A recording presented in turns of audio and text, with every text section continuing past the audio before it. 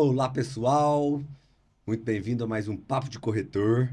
Eu sou Nicola Manilha e hoje eu tenho o imenso prazer de ter minha amiga, minha advogada, Laís Cedras. Muito bem-vindo ao programa, Muito Laís. obrigada, Nicola. Muito obrigada, pessoal, por estar aqui nos assistindo. Laís, pessoal, é uma pessoa que tem muita experiência na área imobiliária e tem me auxiliado bastante e a todo o time que trabalha comigo. E, Laís, me conta um pouquinho da sua história, por que que você escolheu direito, como é que você veio trabalhar nessa área imobiliária. Então, vamos trazer um pouco lá do início. Eu sempre gostei muito de ajudar as pessoas. Escola, igreja, cursos, tudo eu era aquela pessoa envolvida em levar aquilo que nós queríamos, ir atrás daquilo que nós gostaríamos, levar para a diretoria, para o que for. Então já me identificava, de certa forma, com o ócio da advocacia. E depois de um tempo eu descobri que tanta gente na minha família é advogado, tem ministros, tem juízes, tem tanta gente, só que eu não sabia, não conhecia. E aí vem aqueles outros papos, predestinação, escolhas, enfim. Mas eu sempre me identifiquei muito com o ofício da advocacia. Hoje, como advogada, sou extremamente realizada e a área em que eu escolhi é proteção ao patrimônio de forma geral. Isso engloba diversas questões: o direito imobiliário, o direito das famílias, das sucessões, o direito empresarial quando envolve empresas, o direito tributário. Por quê? Vamos fazer aqui uma breve exemplificação. Temos aqui duas situações, ou um divórcio ou um inventário. Nessas questões, sim, normalmente envolvem empresas ou envolvem imóveis em que precisa ter uma experiência em imobiliário e empresarial. Mas em todas essas questões nós precisamos também de experiência em tributário. Então, eu digo que não é apenas o imobiliário em si, mas uma forma geral de proteção ao patrimônio. Aquilo que é mais importante para a pessoa, além das questões emocionais, mas aquilo que passaram a vida construindo. Então, o meu foco é em proteção ao patrimônio. Muito bacana. Laís, falando aqui para um público de corretores, de donos de imobiliária, né? A gente tava falando com a Rafa no outro programa, onde ela esteve aqui com a gente, sobre as mudanças da legislação fiscal agora, Sim. né? Código Tributário. E nós chegamos a comentar mais de 15 mil corretores hoje atuando, sendo que nós não temos nem 1.500 PJs, né? Então, onde é que esse pessoal está declarando? Estão declarando os 27,5%? Né? Me fala um pouco da, de como você vê a segurança jurídica hoje para um corretor que está na pessoa física, na informalidade, para o dono de imobiliária que tá com a equipe dele Na na informalidade. informalidade ou Sim. na pessoa física, né? Não Sim. necessariamente na informalidade, mas provavelmente é, ou pagando muito imposto, o que é raro, Sim. ou não declarando no Não momento declarando, sim. de risco Exato. de ser pego, né? De forma geral, nós somos imediatistas, então eu vou separar aqui em alguns tópicos. Nós somos imediatistas, então eu vou falar primeiro de impostos. As pessoas às vezes não sabem que pagando. Acredito que a Rafa falou disso muito bem, mas vou só dar uma recapitulada. Acredito que as pessoas não entendem que em uma pessoa jurídica só enxergam os custos. Ah, vai ter custo de contador, vai ter custo de abertura de empresa, mas não enxergam, não sabem que você, atuando em uma pessoa jurídica, tem a diminuição de impostos, tem não só necessariamente a diminuição de impostos, mas tem um planejamento com que faça que você tenha mais segurança jurídica, mais liquidez, mais segurança de forma geral. E aqui nós estamos falando na questão de impostos. Agora, se a gente for trazer para um outro lado, especificamente da segurança jurídica, Nicola, você tem a sua empresa, E você tem ativos, você tem passivos, você tem bens na sua empresa. Você tem funcionários e você tem a sua pessoa física, em que você tem seus bens, seus ativos, tem a sua família, enfim. São duas pessoas distintas. E a partir do momento em que você atua como pessoa física, tudo aquilo da sua pessoa jurídica, que deveria ser a sua pessoa jurídica, se confunde com a sua pessoa física. Então, nós não temos uma distinção do que vai ser bem seu, do que vai ser seu e da sua família, do que vai ser bem da sua empresa, do que são dívidas da sua família, do que são dívidas da sua empresa, e acaba se tornando uma bagunça. Num eventual problema que aconteça com a sua pessoa jurídica, que deveria ser uma pessoa jurídica, mas você está atuando na informalidade, no eventual problema, o seu patrimônio, as suas questões pessoais estão desprotegidas. Não quer dizer que tendo uma pessoa física, uma pessoa jurídica, você está blindado de problemas. Mas isso dificulta, isso te traz mais segurança para aqueles seus bens e suas questões mais pessoais.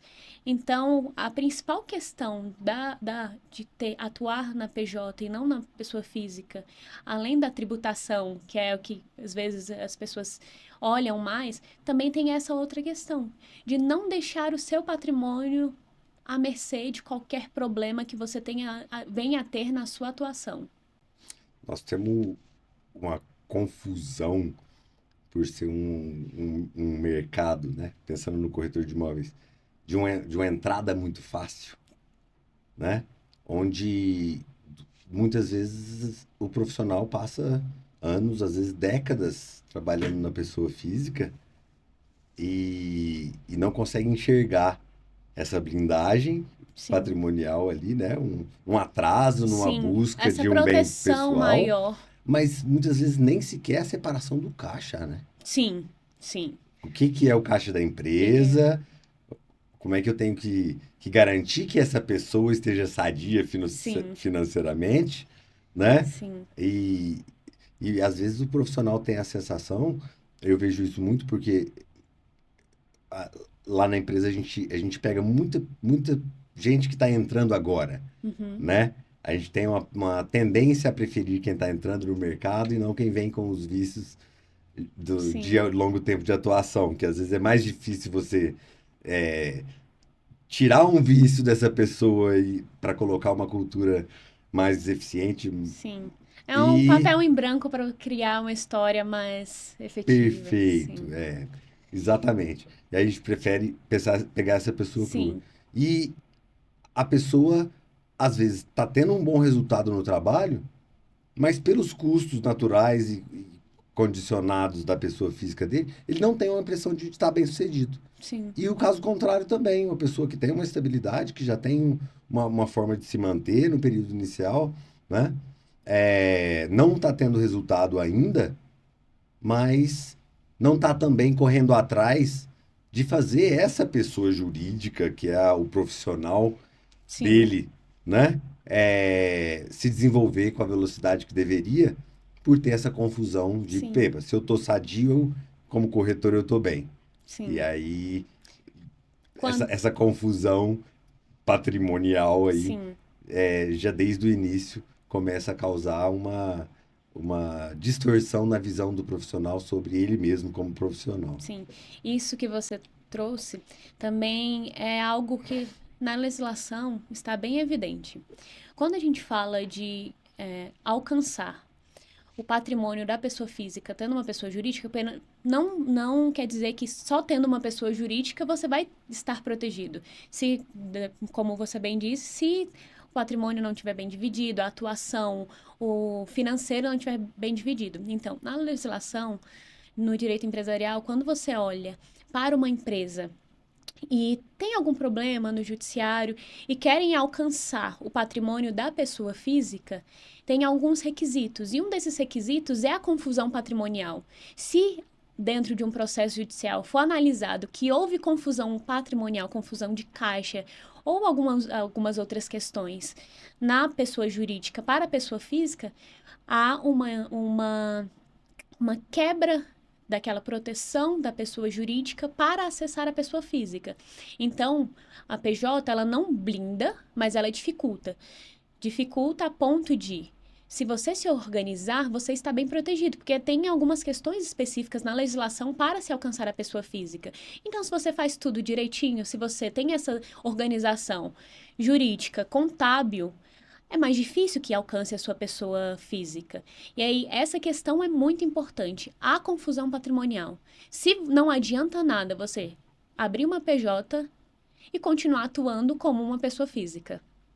A despersonificação da personalidade jurídica. Isso, exatamente. E aí, se está bem organizado, pelo menos prazo você tem, Exato, né? exato. Pelo menos Pelo tempo menos tempo, você tem. sim, pelo menos tempo. E você tem mais argumentos para se defender. Se não tá, é Não muito tem mais jeito, fácil. É. E se já tá tudo na pessoa física, aí é de cara, na Sim, lata, sim. né? E também tem como haver essa despersonificação de forma inversa. Uma dívida da sua pessoa física atingir a sua pessoa jurídica, caso também não esteja tudo bem organizado, bem resolvido. Então, não é só da pessoa jurídica para a pessoa física, também é possível da pessoa física para a jurídica. E às vezes é um acidente na pessoa física Sim, que desmonta a sua pessoa jurídica. exatamente. Por isso que é interessante ter tudo muito bem organizado, bem planejado. Das principais coisas. Vou trazer um tema rapidamente aqui. O direito está mudando, o judiciário está mudando. Então, hoje a atuação é muito mais preventiva do que judicial. Pelo menos deveria ser, né? A intenção que seja muito mais preventiva que judicial. Então, se você tiver um bom planejamento jurídico e tributário, contábil, te ajuda em tudo isso. Por quê? É melhor prevenir do que pensar em como resolver o problema, e você sabe bem disso. Profissionalização, né? Exato, exato. E como empreendedor, a gente já sabe que os riscos são muitos. Ser empreendedor é conseguir correr riscos Sim, e ainda assim avançar apesar deles, né? exato. É trazer o máximo de organização e segurança possível dentro de uma atuação que, de certa forma, tem riscos, mas tem como você diminuir esses riscos, tem como você mitigar esses riscos de alguma forma. E aí, se você quiser, a gente pode conversar um pouquinho sobre isso, sobre aquilo que a gente já faz lá na imobiliária. Eu já estou pensando nos 3 papos de corretor aqui logo de cara. Então vou deixar você conduzir aí e a gente vai seguindo de forma. Vamos falar com o corretor, Uhum, falando também do cliente final, sim, pensando 1 a cada 10 pessoas estão querendo comprar ou vender um imóvel. Vamos falar dos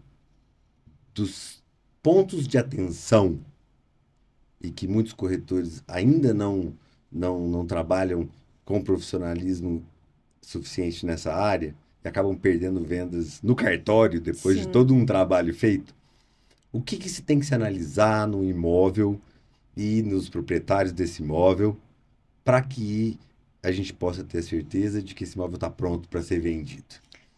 Para que a Como gente possa anunciar esse imóvel já tendo passado já por tendo isso de passado por preferência, isso, né? exatamente. Como você muito bem disse, não precisamos analisar só o imóvel, também os proprietários. Então, vamos aqui na primeira fase. Analisar toda a documentação do imóvel, tirar uma certidão de matrícula, uma certidão de ônus, verificar a cadeia possessória, para vermos se dentro da cadeia possessória ou no último proprietário, quem é, e se tem alguma averbação, algum problema já naquela matrícula. Estando tudo ok nessa parte do imóvel, a gente passa para a parte dos proprietários. Dos proprietários, nós temos que analisar a vida dele de uma forma geral, ampla. Analisar os processos judiciais, se nesses processos judiciais tem dívidas que possam alcançar o imóvel, analisar se tem dívidas, como que a gente pode resolver essa questão? E aí, o que poderiam ser essas dívidas? Aqui no imóvel teve uma dívida de IPTU, isso é tranquilo. Mas aqui na pessoa física, no proprietário, houve uma judicialização de um imóvel. E aí tá no quê? Tá no nome da pessoa. Ou então houve uma batida de carro, ou alguma questão trabalhista. Então, nós temos que avaliar diversos setores no judiciário, por exemplo, retirar uma CND trabalhista, que é uma certidão negativa de débitos trabalhistas, de débitos fiscais. Essa pessoa pode estar devendo impostos. E aí, a depender de como está essa dívida, tudo isso pode atingir o imóvel, por mais que esteja a dívida, por mais que a dívida não esteja averbada na matrícula, ela pode sim atingir o imóvel. E pensando na pessoa que está querendo comprar, né?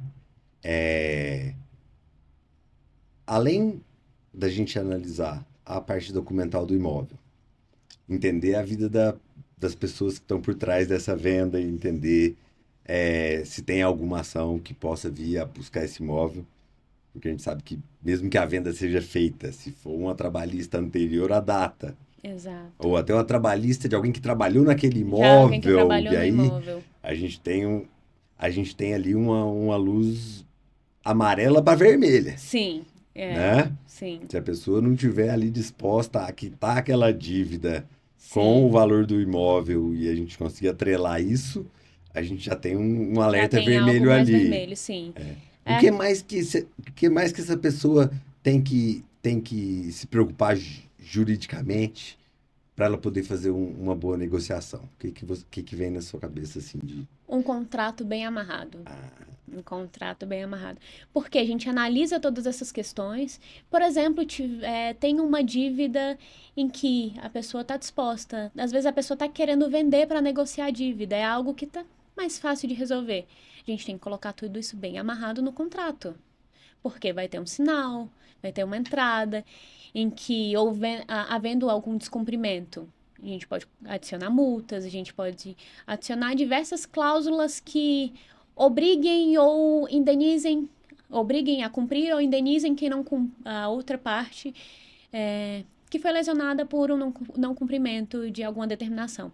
Então, um contrato bem amarrado. Primeiro, a gente vai para análise do imóvel, análise dos proprietários, e aí, com o resultado disso, nós confeccionamos um contrato seguro, analisando aquele caso concreto, porque não adianta um contrato padrão para todo mundo.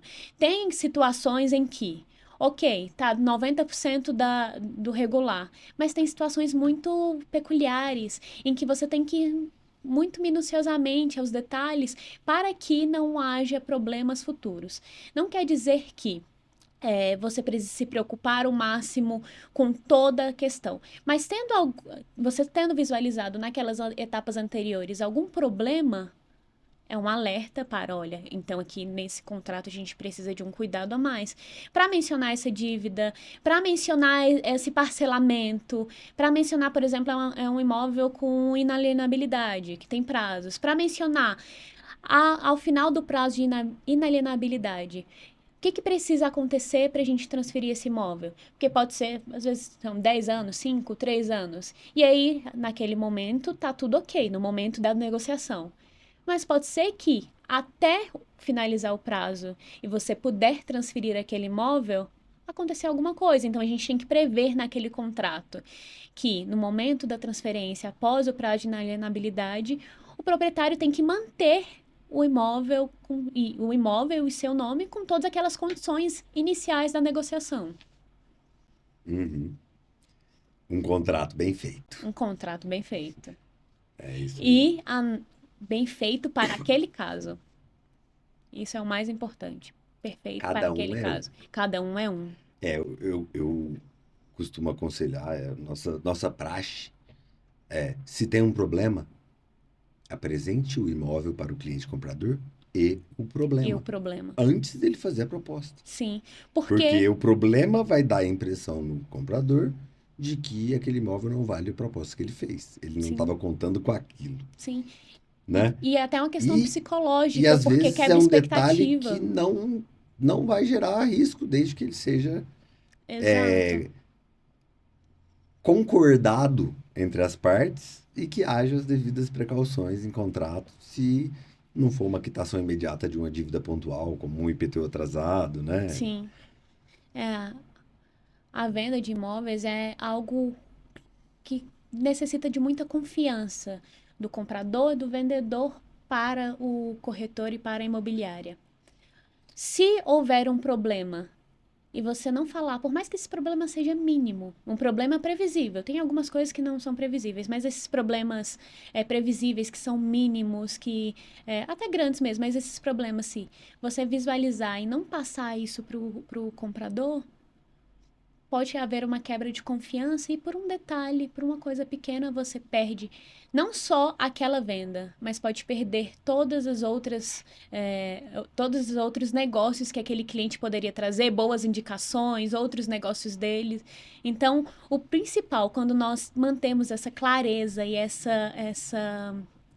como se diz? Essa clareza, essa transparência na negociação, é reafirmar e aumentar a confiança daquela pessoa no seu trabalho. E normalmente é o maior negócio que essa pessoa está fazendo na vida. Sim, E aí a tensão de ambas as partes, tanto do vendedor como do comprador, é muito grande. sim, E um corretor despreparado passando insegurança, sim. ele tem muito menos chance de conseguir um bom negócio. E tem uma frase que eu adoro, eu ouvi ela do Oscar Hugo, quando eu tirei minha carteira de crédito, fiz meu juramento da profissão, 2009, faz tempo. Muita experiência. Arcamos com os nossos bens a qualquer dano causados a ambas as partes. Eu adoro repetir essa frase, Sim, porque é trazer a responsabilidade, né? O corretor, ele tem que apresentar preto no branco, primeiro para o proprietário, se ele está representando o proprietário. Olha, essa situação é essa, e isso precisa acontecer para que seja uma negociação sadia. até para a pessoa também quebrar as expectativas, tá pensando que vai vender um imóvel em um valor e às vezes não é possível, ou então pensa que vai vender num valor mais baixo e é algo que é facilmente resolvido. Também acontece muito. A pessoa pensa que tem um problema e aquele problema é tão grande que vai desvalorizar muito o imóvel dela.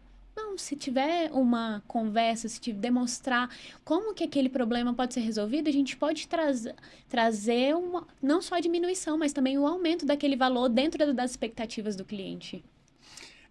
Tivemos um caso muito legal, né? Você fez a análise para nós daquele condomínio, de uma dívida de um aluguel do proprietário de um dos imóveis. A ação era 2020, mais ou menos, Sim. na época já era 21 mil, e pensando nessa ação, o valor de hoje não estaria por menos de 40, mais Não. sucumbências e etc. O cliente foi na imobiliária, a imobiliária nem lembrava mais do processo, e por 5 mil reais ele quitou. E a venda aconteceu normalmente. Em Sim. 2 dias, a advogada da imobiliária já tinha protocolado o pedido de extinção com um acordo feito por 5 mil reais. E se a gente não tivesse trazido isso para o cliente, ele poderia ter um problema muito mais sério lá na frente, Sim. E né? aí, e aí você olha que não só traz problemas, não só traz malefícios. Nesse caso, trouxe de A fato um benefício. solução com muito Exato. Com benefício, muito benefício. Sim. Conseguiu, com o sinal de negócio, quitar a dívida, 10% do valor, e a cliente que estava interessada no imóvel entendeu e soube esperar o prazo, Sim. e a negociação foi feita apesar de uma ação que tinha um valor significativo perto do valor do imóvel, né? Sim. E isso é também uma questão muito cultural. Quando você fala em envolver um jurídico, envolver um advogado, as pessoas sentem um medo, sentem um receio de ter algo errado. Não, não quer dizer que é um problema, que é algo errado. A gente vai trabalhar justamente na prevenção do problema, na solução do problema. Estamos aqui para analisar e solucionar. Então, não é envolver um jurídico, envolver um advogado na situação, na compra, na venda de um imóvel, não quer dizer que vai ter problema. É justamente o contrário, é prevenir o problema o máximo possível. Laís, e me fala um pouco sobre gestão patrimonial. Esse foi um assunto que nós não tivemos aqui ainda. Chegamos até a citar ele com a Sim. Rafa, mas sucessão patrimonial, proteção para uma boa gestão. Comenta um pouquinho disso, fala um pouco desse assunto. A gestão patrimonial, sucessão patrimonial, não tá só para o empresário, não tá só para um corretor, pessoa jurídica, não tá só para uma pessoa física. A sucessão patrimonial, o planejamento patrimonial de forma geral, as pessoas têm uma análise que são só para gente rica, gente que tem vários imóveis, gente que tem muito patrimônio para organizar. Mas é justamente para aquelas pessoas que têm um imóvel único, ou que têm menos imóveis, ou que têm valores menores, que um bom planejamento vai fazer com que você diminua riscos e diminua até impostos e valores que você poderia pagar lá na frente. Ai, mas então, o que que é uma sucessão patrimonial? O que que é um planejamento sucessório? É quando você analisa, olha, tem diversos mecanismos, mas você faz uma análise daquele caso concreto. Nós podemos analisar as suas casas, os seus carros, os valores que você tem em conta bancária. Nós vamos analisar aquilo que você quer deixar para os seus filhos ou para outras pessoas. E dentro dessa análise do caso em concreto, nós vamos verificar: é interessante um testamento? É interessante uma doação ainda em vida, com reserva de poderes, com algumas cláusulas específicas? Vai ser interessante uma holding, que o pessoal fala muito? Vai ser interessante o quê? O que que vai ser adequado ao caso? A gente vai analisar a partir, primeiro, dos bens, dos imóveis, dos custos que você vai ter e da economia. Por quê? Quando a pessoa falece e os seus bens precisam ser passados aos seus herdeiros, por muitas vezes eles não têm um consenso, ou então os custos de um processo, os custos da transferência desse imóvel vão ser tão grandes, a dor de cabeça pode ser tão grande, que aquilo tudo que você construiu em vida, pensando naqueles seus entes, naquelas pessoas que você ama, para deixar eles bem, vão ser dilapidados por toda essa burocracia, por um processo judicial, por impostos muito altos. Então a gente faz uma análise dos seus bens e daquilo que você quer. Não adianta, não tem receita perfeita para todo mundo. Ah, isso vai funcionar com todo mundo. Não, não tem. Nós vamos analisar os seus bens e aquilo que você quer deixar para os seus familiares, para quem você ama. Porque além de qualquer coisa, quando você pensa no seu futuro, após o seu falecimento, você não está pensando só em algo ruim que vai acontecer. Você está pensando com amor em como você vai cuidar daqueles que você vai deixar. É isso aí. Acompanhando alguns processos, né? Inclusive familiares. Você já deve ter ciência e participação. Hoje, quando você abre uma holding, bota o seu patrimônio lá, você vai botar ele ao valor presente, ao É o valor valor presente, exato. atual, às vezes até num valor mais próximo do valor aquisitivo. Sim, E esses bens, até que você venha a falecer, eles eles vão. vão ter valorização. Se a pessoa venha a falecer, tudo que estava no nome dela, pessoa física, vai ser levado para um inventário. E aí vem os custos do inventário. Sim, São, primeiro, todo o trabalho de divisão desses bens, e é que muitas famílias acabam brigando, porque brigando. uns precisam, outros estão muito bem, obrigado, Sim. né? E aí É vem. aí cada negociação do tipo, não, deixa eu comprar a sua cota, já começa ali um atrito. Que preço que eu vou vender? Eu só aceito tal preço. E aí você não consegue liquidar um bem para poder cobrir as custas do inventário. E muitas vezes o inventário acaba parando por falta Sim. de recurso, né? E E, se você põe isso numa empresa, essa empresa continua rodando. Vai ser colocado um novo administrador ali, exato. as receitas que ela tem, eventualmente, de aluguel e etc., vão estar custeando. Ela pode negociar bens portanto, capitalizar e, eventualmente, até comprar as Comprar, cotas de exato. alguém que, que não tem interesse de curto prazo em permanecer no grupo, né? Um Sim, caso de famílias que, eventualmente, tem um irmão fora do casamento e a mãe é meieira, a relação não é boa. sim, Existe uma flexibilidade muito maior de negociação, sim. sem você ficar amarrado. E aí? Me conta mais pontos que vieram aí na Quando, cabeça a respeito. quando a gente cria uma empresa para a proteção do seu patrimônio, para a gestão do seu patrimônio, além das questões que você trouxe sobre sucessão, de quem vai administrar aqueles bens, porque você pode deixar muito bem claro nas cláusulas do contrato quem será o seu sucessor, quais serão as cotas para cada um, é, na falta do seu sucessor, de cada um, já tem outras opções. Então, além disso, você pode deixar também explicado,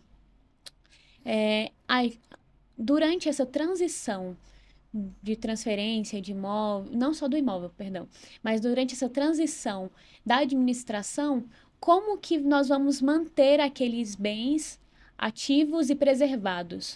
O que que acontece?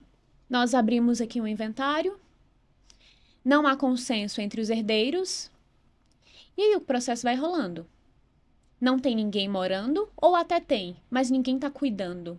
Não tem valores para preservar, para fazer manutenção daquele bem. Ah, fazer uma pintura, tirar rachaduras, são coisinhas básicas do dia a dia. Tem uma piscina, teve uma infiltração, teve alguma coisa. Então, tudo isso, com o decorrer de um processo de inventário, de um processo demorado, de um processo judicial, o patrimônio vai sendo Deteriorado. deteriorado. Exatamente. E então, além da questão de quem vai administrar, você pode deixar muito bem claro como é que esse patrimônio vai ser preservado, valores que serão destinados, o que que precisa ser feito para a conservação desse bem. Até que se chegue a uma venda, Até que se se for o chegue, se caso. for o caso, se for o caso. Até que se chegue os finalmente da negociação, se alguém compra, alguém vende, paga a cota parte do outro. Há diversas possibilidades dentro de uma empresa de como seguir, e você também pode deixar isso claro. Você pode vedar a venda para alguém, você pode autorizar, deixar algo pré-determinado, porque aquilo ali foi você que criou, e você pode. Ninguém melhor do que você para deixar encaminhado como seguir, Exato, até que quem está assumindo isso enxergue mais exato. claramente o que está ali, né? Pode ser que um filho seu não tenha a- as mesmas intenções no sentido de, meu filho gosta dessa outra área. Se ele pegar a administração dessa empresa, pode não ser tão bom. Ou não, entre todos os meus filhos, esse é o mais capacitado para seguir com a gestão da empresa. Então, você pode analisar quem você quer deixar cuidando, fazendo a administração dos seus bens, enquanto tem todo esse trâmite burocrático para resolução das questões. A dor da perda normalmente já é muito grande, né? Sim. Você ainda tem uma dilapidação de patrimônio, nesse momento é terrível. E quando a E gente. diminui o atrito, né? Sim. O atrito entre os irmãos, entre os herdeiros. E quando a gente está passando por um período de luto, de dor, nós não estamos pensando tão claramente. Às vezes geram algumas intrigas, alguns problemas que não daria nem para imaginar no momento anterior. Mas a dor, ela mexe tanto com o interior da pessoa, com o psicológico, que ela pode não estar pensando tão claramente. Potencializa pequenos Exato, detalhes e pode virar um racha de exato. família, né? Sim, Pode sim. não, Pode acontece não, com acontece, frequência, né? acontece muito. Não só pode, como É. acontece muito. Tem casos, a gente pega às vezes 8 herdeiros, com 8 esposas, aquele tanto de dono. Sim. E às vezes um deles está com uma certidão. Não, e antes de você continuar na certidão, vamos voltar para uma questão aqui interessante. Vamos lá. Todos os filhos concordam, mas vamos supor que uma das esposas ou um dos maridos traz uma discordância. E aí? Num planejamento patrimonial, você pode deixar tudo bem resolvido para esse patrimônio não ser partilhado entre os cônjuges dos seus filhos. Então tem essa opção também, porque pode ser que a pessoa esteja se relacionando com alguém que recente na família, ou alguém que não dispõe dos mesmos ideais, das mesmas questões, e essa pessoa pode discordar. Pode ser que no meio de um falecimento, do seu falecimento, um de seus filhos esteja divorciando. E aí? Então a gente também tem que pensar não só nos nossos herdeiros, mas naqueles agregados, naquelas pessoas correlatas que podem ser atingidas também, podem ser envolvidas na transferência dos seus bens, daquele patrimônio que você cuidou e construiu e zelou com tanto carinho durante a sua vida para deixar bem aqueles que você ama. Me veio aqui na cabeça. E acaba que sem um planejamento, né?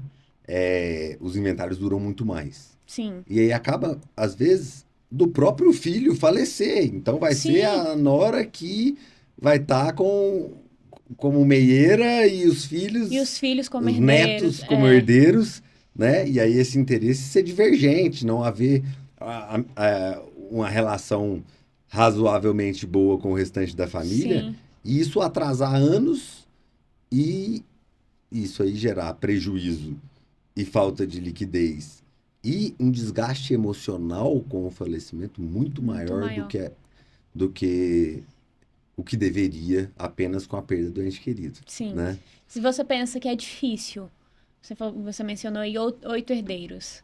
Vamos colocar esses 8 herdeiros, um faleceu. Ele tem 3 filhos. Aí são já mais é difícil. 4. Já são mais 4. Se já é difícil com 8, com 12 a mais.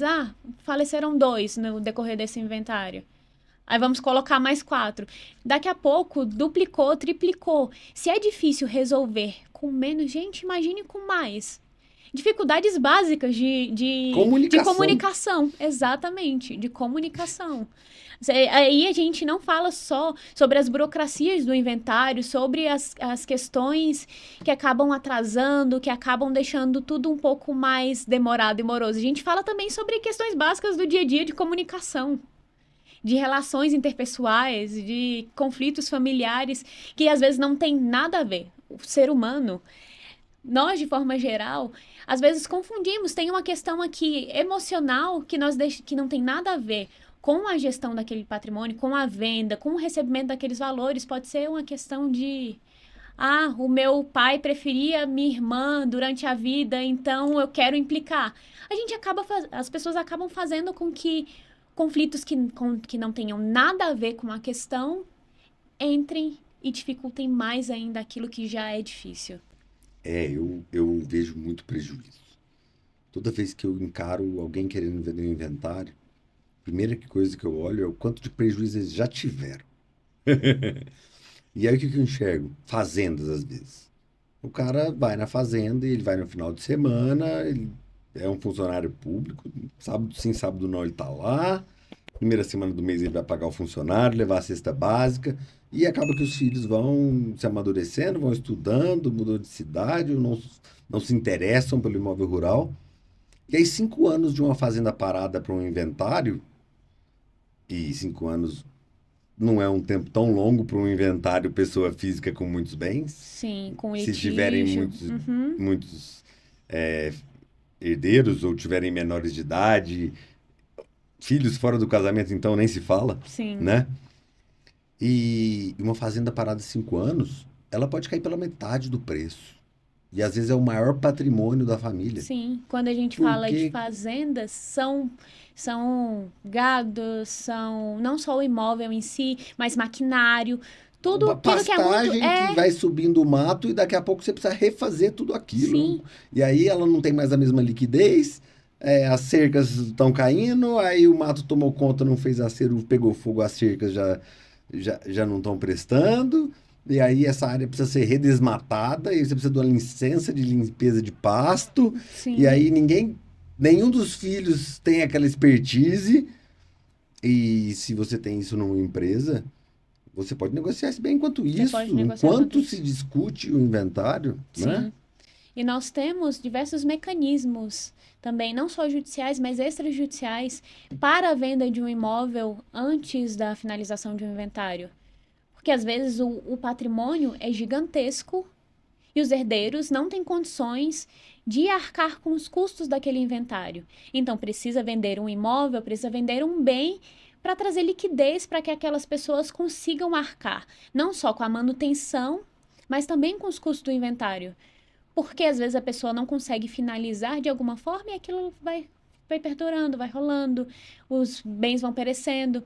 Então, tendo toda uma organização, analisando direitinho o que que vai ser feito, o que que você quer deixar para cada um, como que você vai querer deixar, a gente pode trazer diversos mecanismos, não só judiciais, mas também extrajudiciais. Hoje tem autorização de venda de imóvel pelo cartório também. A gente não precisa mais de um alvará judicial. A gente pode fazer isso extrajudicialmente, diretamente no cartório. Então, fazendo tudo isso, vendendo um imóvel, você pode conseguir vendendo um imóvel, que às vezes não é tão. É mais fácil de vender isso. Você faz uma escolha. Ah, tem 5 casas e uma fazenda. Vendendo só essa daqui, que vai ser mais fácil, mais simples, já é suficiente para arcar com todos os custos. E o restante fica livre para ser partilhado entre os herdeiros. E me veio outra questão na cabeça também. Não só a manutenção, mas e as dívidas? Tem dívidas também. E elas vão crescendo. E elas vão crescendo, exatamente. O herdeiro arca com aquilo que era dívida, arca dentro do patrimônio. Se, por exemplo, as dívidas estavam em 2 milhões, o patrimônio estava em 1 milhão, você vai arcar dentro daquilo. Mas vamos colocar que as dívidas estavam em 1 milhão. Mas aí demorou tanto. Pô, se você tivesse resolvido logo no início, teria quitado em 1 milhão. E aquele outro 1 milhão seria partilhado.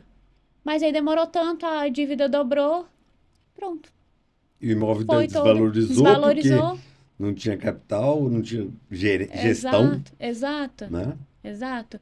Então, e às vezes, numa venda rápida, numa tentativa de liquidação de dívidas por parte dos credores, faz com que o imóvel também seja vendido muito abaixo do preço, faz com que ele seja vendido em leilão, faz com Só que você falar, tá em inventário, é 10% a menos. Não, e aqui a gente não... Só de citar isso. Só de citar isso já A diminui. insegurança do comprador já afasta uma boa parte dos compradores prontos para comprar. Sim, e aí a gente não fala nem só do inventário, a gente fala de dívidas mesmo que podem atingir aquele patrimônio. Dívidas, por exemplo, uma dívida trabalhista que era de uma empregada doméstica que trabalhou no imóvel. As dívidas trabalhistas podem alcançar aquele patrimônio. E aí, numa execução, numa liquidação daquela dívida, o juiz pode determinar que ele seja vendido. Ele vai ser vendido por quê? Por leilão. E você sabe muito bem como funcionam os leilões. Vai a 20, 30, 40, 50% do valor mais baixo do que seria o valor de mercado. E aí, algo que você poderia ter vendido e organizado e resolvido, deixando ainda valores a serem partilhados, porque ele foi vendido abaixo do preço, porque foi leiloado, o valor vai ser todo consumido. E pensando ainda em vida, ainda em vida, né? As vantagens de se organizar esse patrimônio e ter uma consultoria jurídica para gestão disso. Como é que você vê a transferência do patrimônio ou as novas aquisições numa pessoa jurídica? Ainda. O direito, ele organiza o seu momento antes do nascimento até depois da morte. Só que às vezes a gente esquece exatamente o que pode ser facilitado com uma boa gestão de patrimônio, com planejamento patrimonial, com planejamento jurídico, contábil, financeiro. A gente esquece o que pode ser resolvido aí. Eu vou trazer primeiro um ponto pessimista e depois vou trazer um ponto mais otimista. Num divórcio, por exemplo. Num divórcio, se você tem tudo bem organizado, se você tem tudo planejado, se você fez um planejamento daquele seu patrimônio, num divórcio também, que costuma ser algo dolorido, demorado, que atinge tanto os dois envolvidos, como os filhos, os pais, todos aqueles próximos.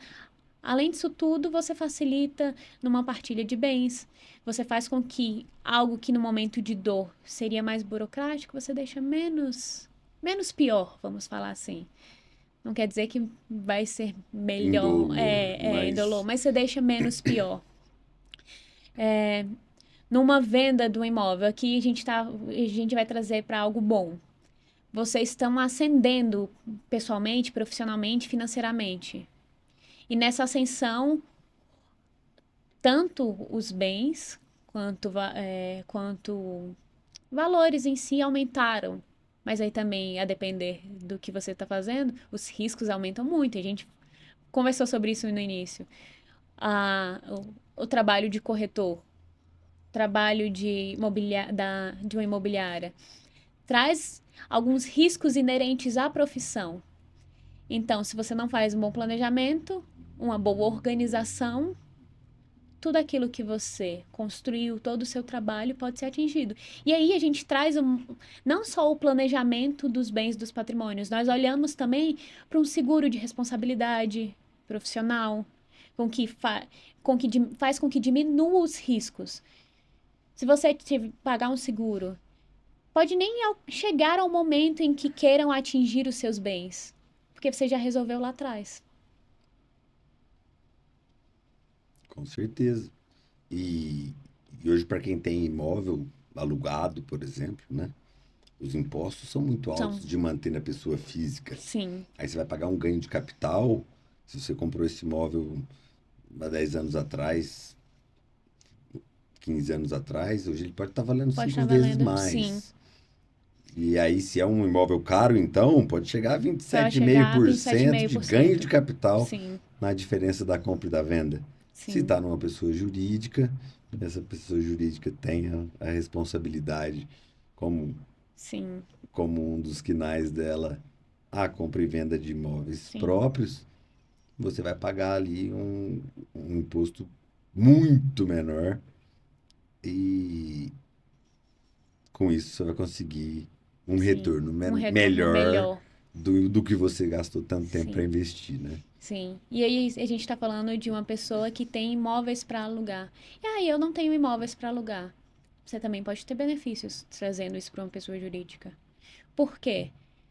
A depender do valor do seu imóvel, metragem, tudo mais, você pode ter isenções. Se você não for vender. Tudo isso a gente faz uma análise anterior. A sua intenção é vender esse imóvel a curto, médio, longo prazo? Se a sua intenção, a gente vai analisar, vai ser esse tipo jurídico. Se você não tem essa intenção, a gente pode ir atrás de uma isenção de transferência. E você fica alguns anos impedido, não impedido, mas para você obter essa isenção, essa diminuição do valor, você precisa não vender nesse período. Caso você venda, aí volta e você tem que arcar com o valor daquele imposto. Mas, se não é a sua intenção vender, se é o seu imóvel, o imóvel que você quer deixar para os seus filhos, que você acabou de comprar, você pode fazer essa transferência tendo isenção do valor do imposto. Então, não é só, voltando, não é só para aquelas pessoas que têm muito patrimônio, não é só para aquelas pessoas que alugam o seu patrimônio, que usam isso para investir. Aquelas pessoas simples também que têm um imóvel podem também ser beneficiadas com uma gestão de patrimônio dentro de uma empresa. E para alguém que está querendo saber mais e ter uma consultoria para poder enxergar tudo isso, como é que é o início do processo? Vamos lá. Chegou alguém lá para você e falou: que história que é essa de organização patrimonial, de ter uma empresa para gerir?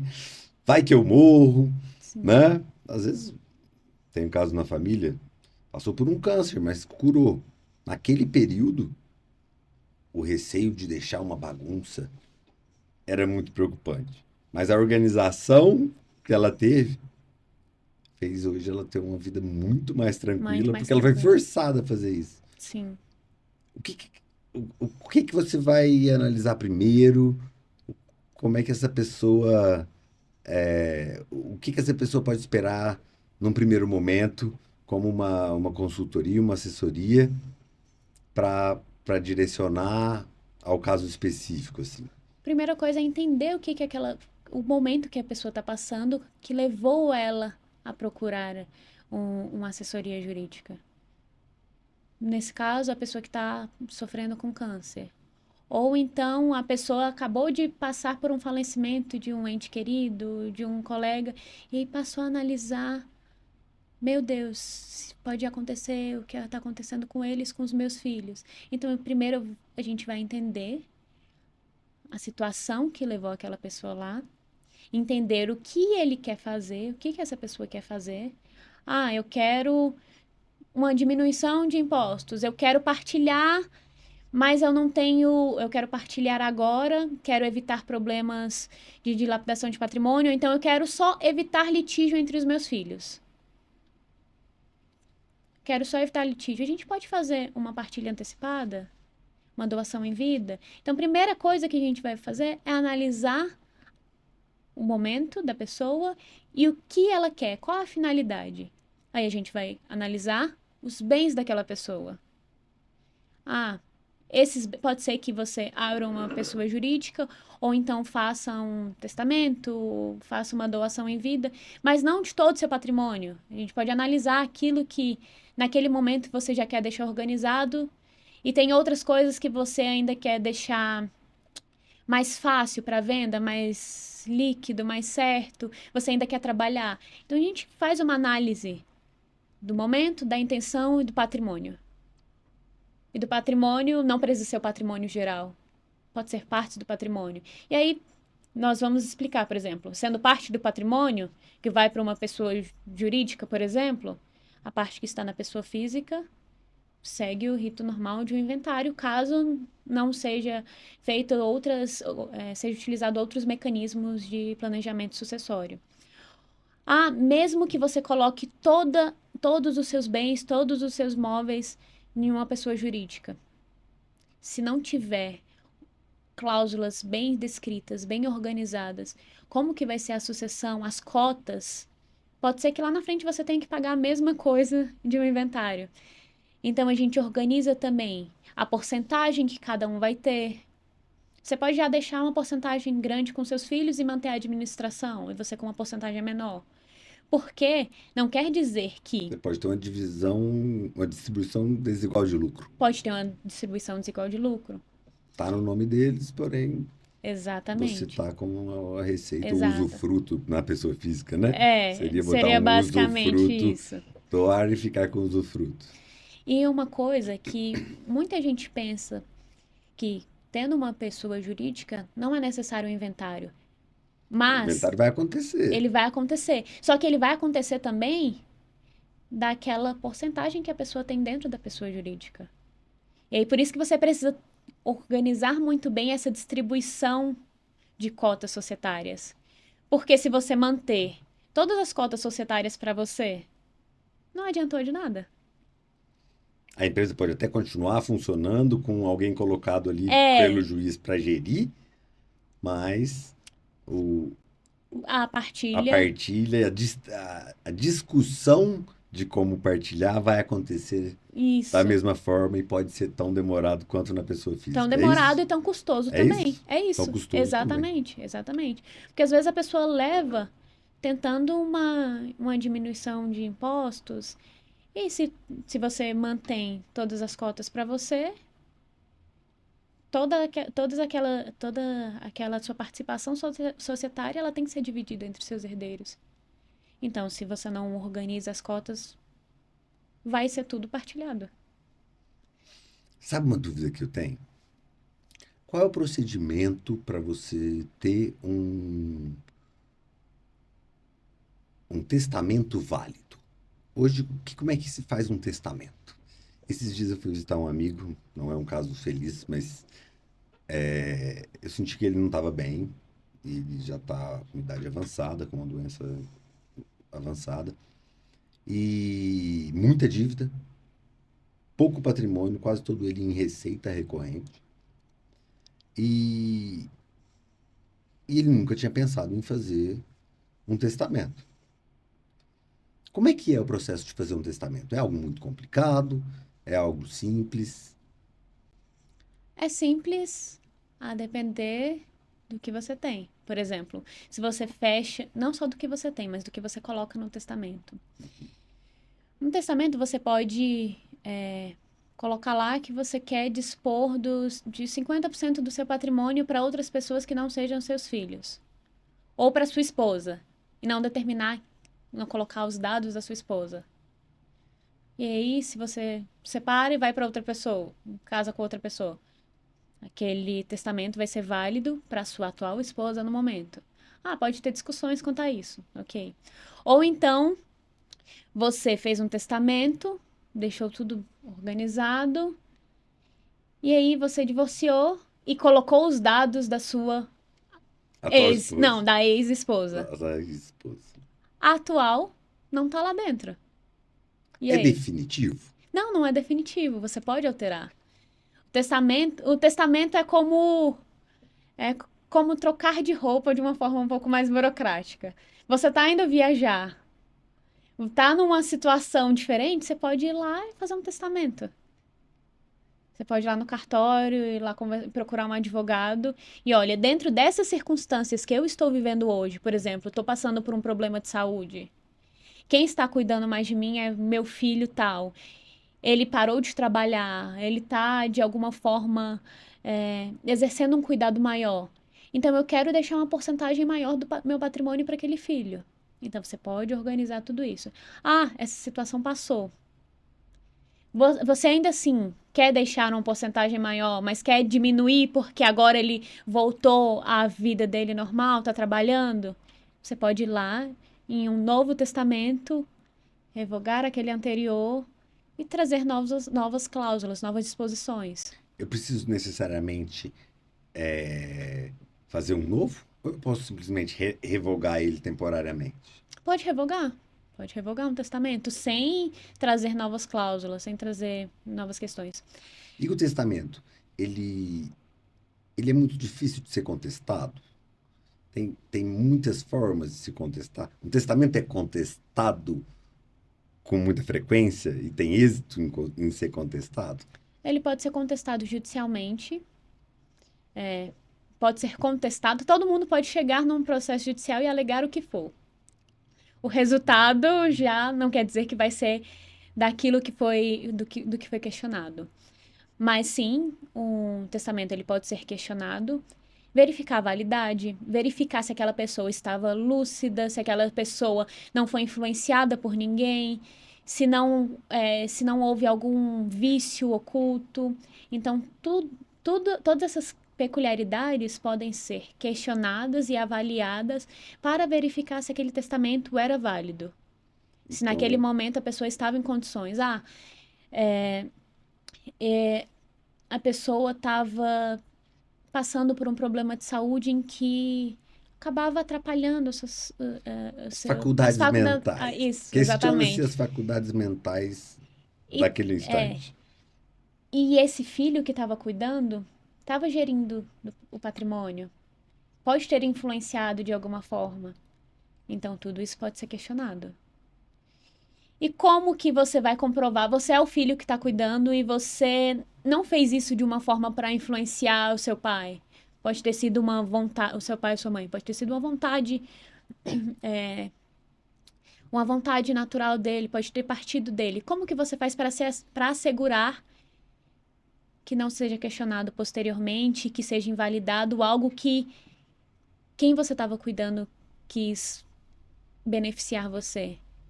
Guardar documentos médicos, documentos que comprovem o estado de lucidez daquela pessoa.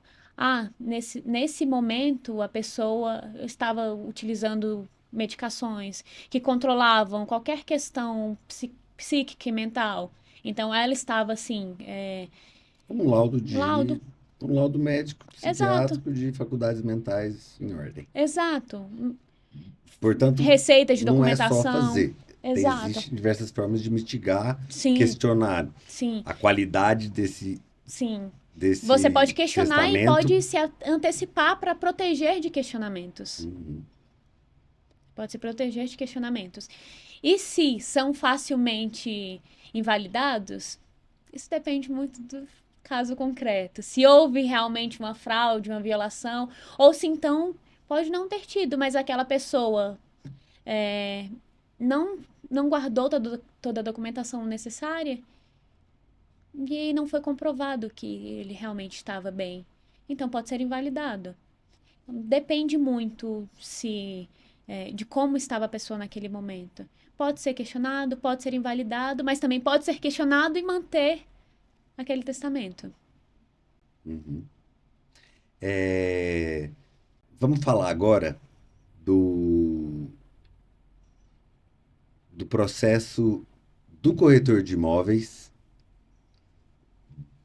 O que que você, quais são os pontos dentro da corretagem e que você acha que são mais relevantes para os corretores hoje, para a profissionalização deles? Pontos de atenção que você acha que os corretores têm que procurar se instruir e, e saber, coisas que podem agregar valor tendo um acompanhamento, seja uma mentoria, uma consultoria ou um contrato de partido, como a gente tem. Sim. Como você vê esse suporte jurídico para o corretor e quais você acha que são os pontos iniciais, básicos que um corretor tem que se atentar juridicamente e que justificam um advogado junto? A corretagem, o trabalho de corretor, o trabalho imobiliário, traz tantas questões ju- relacionadas a vendas e não relacionadas a vendas. Por exemplo, um treinamento de vendas é essencial, importantíssimo. Um treinamento jurídico para entender as leis, cláusulas contratuais, também é essencial. Demais, demais, demais. Porque você precisa passar segurança para aquele seu cliente. Ele vai chegar em você e falar: olha, eu tenho essa dívida, eu tenho esse problema. E tendo uma assessoria jurídica, mas você não só tendo uma assessoria jurídica, mas você também entendendo um pouco sobre a questão, você vai passar a segurança necessária para aquele seu cliente. Também tem outra questão que é um jurídico, mas nem tanto. É a questão de negociação, de saber gerenciar conflitos. É muito interessante porque você vai vender o imóvel de de uma pessoa que está enfrentando um divórcio ou de um imóvel que está dentro de um inventário. E às vezes você, como corretor, como pessoa que ganhou a confiança daquela família, tem tudo na mão para conseguir gerenciar aquele conflito, não como psicólogo, mas como uma pessoa que consegue é, afastar o que são os problemas, identificar o que pode ser resolvido. Então, saber trabalhar com pessoas, saber negociar, mas além disso, saber gerenciar conflitos também é essencial. É tão importante como um treinamento em vendas e como um treinamento jurídico, porque você pode ser um ótimo vendedor, você pode estar afiadíssimo em todas as questões jurídicas e legais, mas você perde numa gestão de conflitos. Eu, eu fiz 2 anos de direito, mais ou menos, né? E a área que eu mais gostei foi conciliação. Eu acho que a conciliação ela veio desburocratizar as As questões questões, que antes eram necessariamente judicializadas e julgadas por um terceiro, sim, mas a mediação e a conciliação elas têm acelerado muito o processo de resolução de problemas, né? muito. É a questão o judiciário está extremamente abarrotado. As pessoas cada vez mais processam mais, litigam mais. E não deixam para o judiciário só aquilo que é essencialmente importante, aquilo que é essencialmente necessário que seja resolvido judicialmente.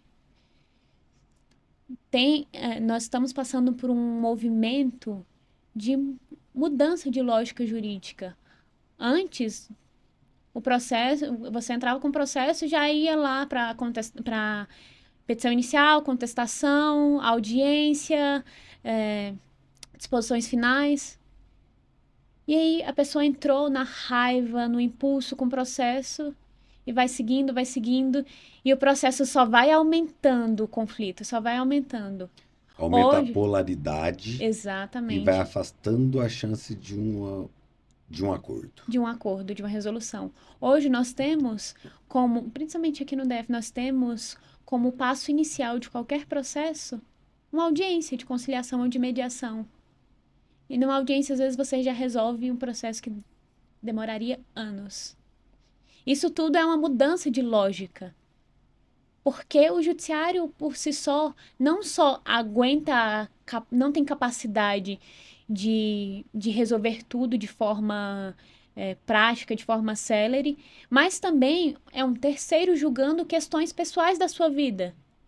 Então, às vezes, na maioria das vezes, a decisão de um juiz vai ser totalmente, às vezes, contra aquilo que você queria, ou pode ser que você mude de ideia no caminho.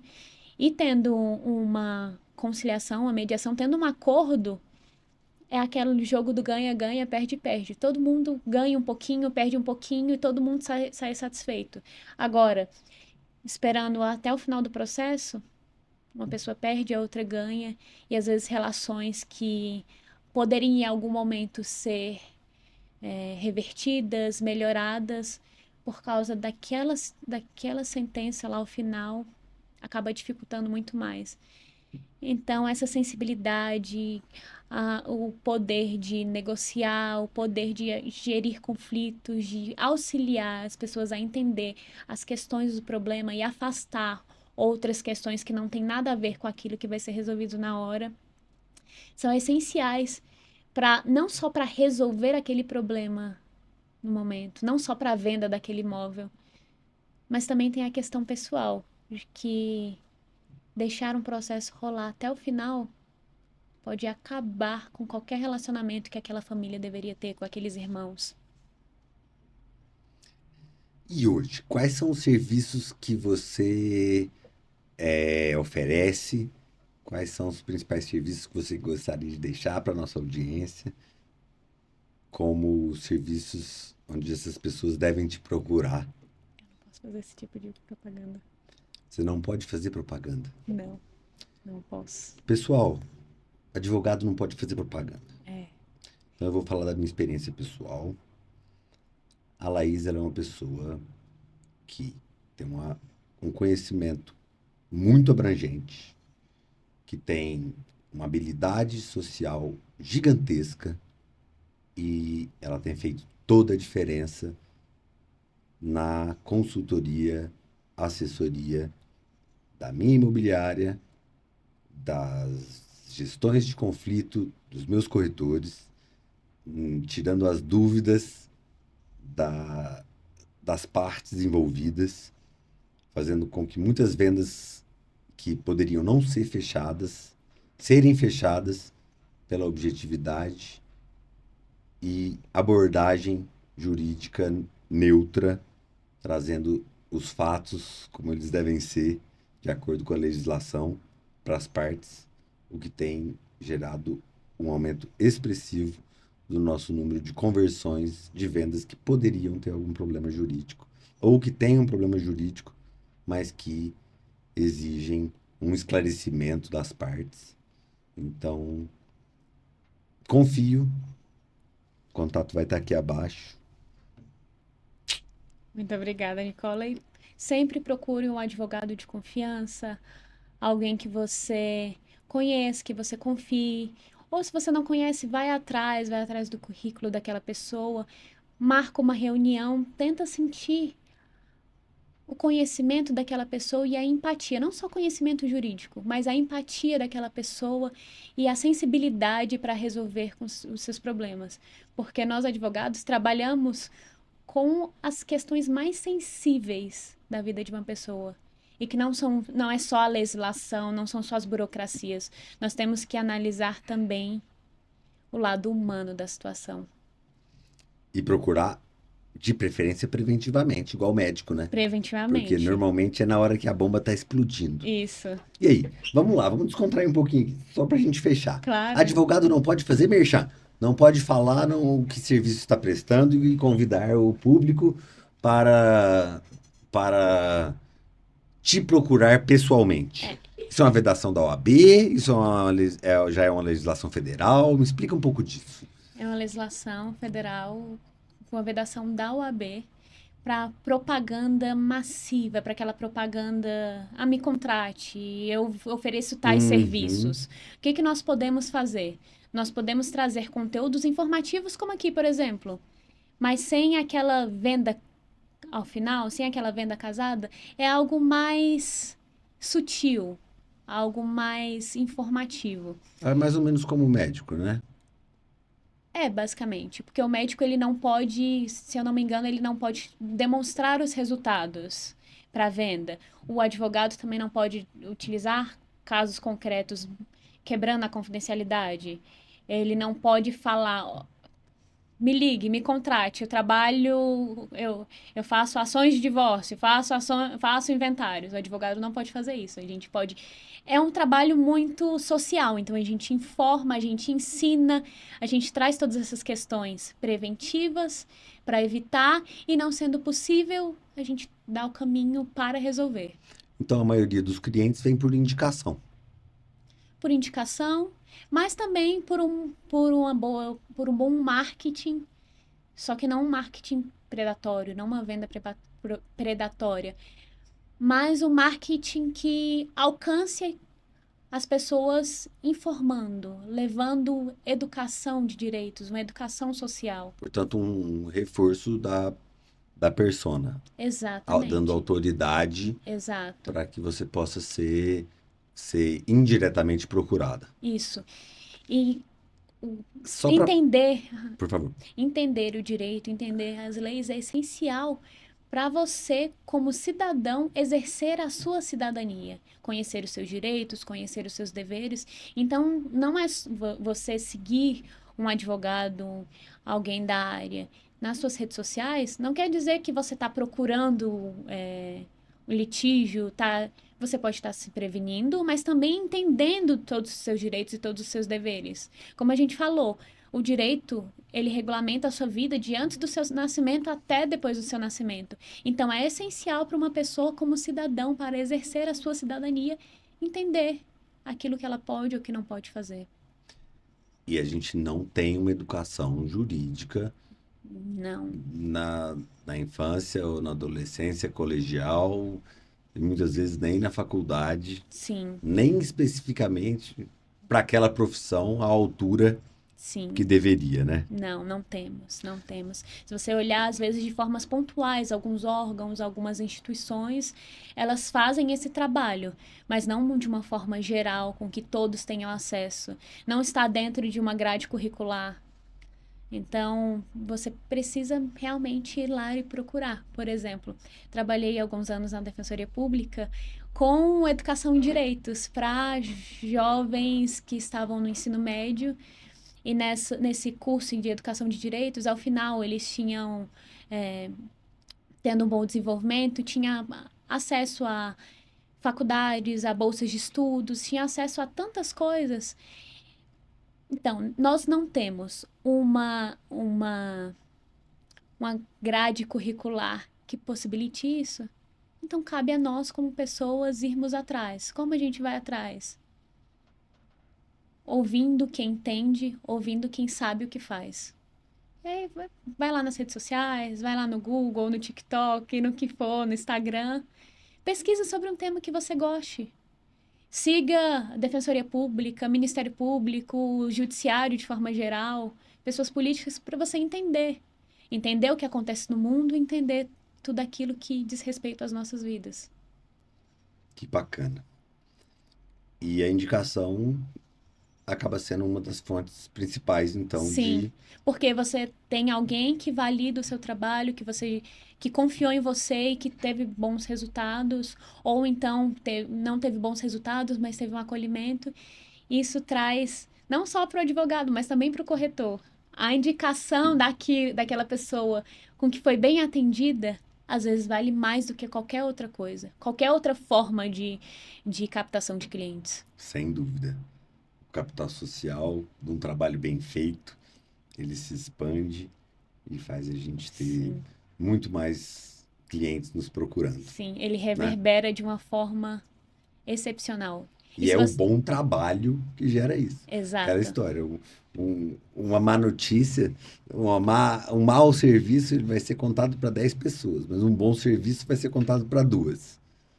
Zelar pelo bom serviço, inclusive por uma assessoria jurídica que te possibilite prestar um bom serviço como um corretor, vai aumentar muito a sua Sim, capacidade de ter o melhor cliente, que é o cliente indicado, que já vem sim, sabendo como você trabalha, que já vem com uma referência, e você já está ali empoderado numa situação de poder tratar com aquele cliente sem precisar gerar uma credibilidade que muitas vezes demora, ainda mais num caso onde a pessoa está, no caso da venda de um imóvel, com muito receio, sim, porque é uma venda talvez, provavelmente, a maior que essa pessoa está fazendo em vida, ou num caso jurídico, seja se defendendo de um pepino que aparece que de repente, um apareceu, oficial de justiça na sua porta, ou de uma injustiça que você sofreu, sim, e aí você quer buscar seus direitos. isso. E de dois em dois, você falou, uma má notícia vai para 10, mas uma boa notícia vai para 2, aqui vai para 2, vai multiplicando. Então, assim, com um bom trabalho, com uma boa preparação, você vai crescendo, vai ascendendo. E de dois em dois, ultrapassa qualquer 10 de um trabalho ruim. É isso mesmo. Muito obrigada, Laís, Nicola. muito obrigado pela presença. Um grande prazer ter você aqui. Já estou com alguns outros aqui assuntos na mente. Já te convido de novo. Já tá aceitado. Muito obrigado. Muito bom Deixa um, conversar com você. deixa uma mensagem para esse pessoal que precisa entender mais os seus direitos ou que ficou curioso em saber mais. Sim. Muito bom conversar com você, Nicola. Muito bom conversar sobre um assunto que eu gosto tanto com uma pessoa que também entende tanto. E muito Obrigado. obrigada, pessoal, por estarem aqui nos ouvindo. Parabéns pela iniciativa de estarem aqui se preparando, melhorando profissionalmente. Eu tenho certeza que a qualquer momento que você está estudando esse esforço, está ouvindo, isso tudo vai ser recompensado. Então, continue se preparando, continue buscando, porque tudo isso é recompensado. E o seu bom trabalho, a sua atuação, a sua segurança no trabalho vai fazer com que você cresça muito mais. E eu acho que eu vou fazer uma propaganda Fique à vontade. do Summit na semana que vem. Ah, é uma boa propaganda. Vamos lá. É uma forma de se preparar. Solta ela aí. Dia 19, né? Dia 19 de março, nós vamos ter um summit para corretores em que esta pessoa que falou aqui, Nicola, vai trazer, explanar grandemente o seu conhecimento, como outras pessoas também da imobiliária, outros colegas, seu conhecimento na área para você, corretor, se preparar cada vez mais para esse mercado tão desafiador. É isso aí, pessoal. MB Summit, na próxima quinta-feira, dia 19, 8 da manhã, para quem quiser saber mais, MB Summit Brasil. Entra lá em Brasília e tá lá toda a nossa programação. Laís Cedras, muito obrigado pela presença.